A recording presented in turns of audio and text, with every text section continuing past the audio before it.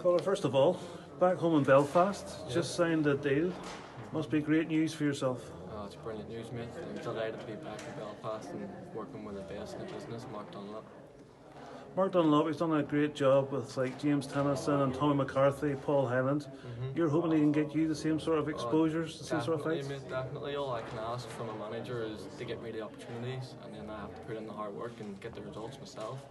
And it's clear that Mark can get them opportunities as long as I'm working hard in the gym with Dee and with Peter, and I'm putting in my bit. I know that he'll definitely get me to the top level.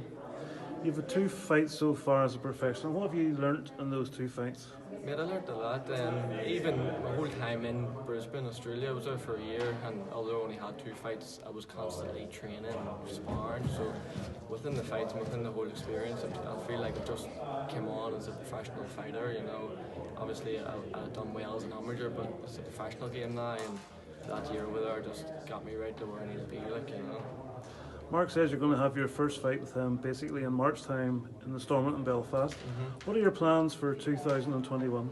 2021, mate, I just want to get fighting as much as possible. I'll just listen to whatever Mark tells me. I have full trust in him 100%, so whatever he wants me to do, I'll do, and hopefully at the end of the year it's been a successful year and I've racked up a few wins and some more experience. You're going to fight at flyweight. It's got a good division in Britain at the minute. It'd be good to be mixed with those boys sooner rather than later. Certainly, that's exactly what I want to be doing. You know, I want to get a few fights now, get settled in. I've only started working with Dee Walsh, so get to know Dee and he'll get to know me, and then at the end of the year I want to start pushing on then and get right up in the mix with the top boys. You see guys like Carl Frampton, Michael Conlon, etc. doing well. Is that your aim to push up to that kind of level? Certainly, 100%. You look at Carl and Mick, they're just role models for every young boxer in Ireland or every young boxer around the world.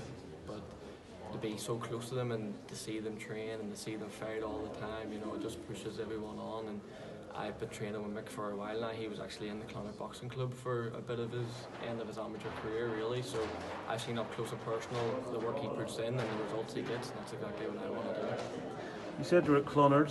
Was it good schooling there for you? Brilliant schooling. I was there from I was 6 years old, and everything I wanted to do as an amateur, Clonard gave me the opportunity to do so. You know, they were giving me the right training, the right fights, and everything was just in place. And it's a family to me. It's more than just a boxing club. You'll see there Peter's here today, and he'll always be involved. He'll always be part of my team, no matter what. You've a glittering career as an amateur. You'll be hoping to carry that through into the professional ranks. Certainly, that's it. I had a good amateur career, but I know myself now, you know, the amateurs mean nothing in the pro ranks, but I've had a taste of what the success can be, so I just want to keep working hard and I want to generate that success into the professional ranks.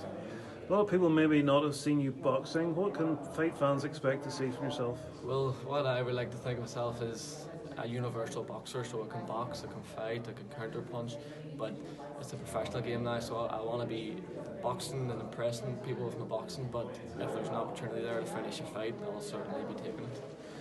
You've signed with Mark Dunlop. Is it a 3-fight deal? What sort of deal is it? It's a 3-year deal, so, and in my head now I'll be with Mark for the rest of my career. You know, I know he's going to get me everything I want, you know, so I have no complaints whatsoever. You know, it doesn't matter if it's 3 years or 10 years. I know I'll be with him for a long, long time.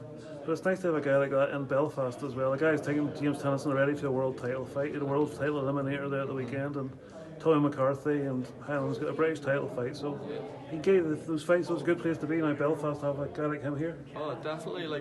Well, that's why even in Australia, I was like myself, boxing in Belfast at the moment is the best it's ever been.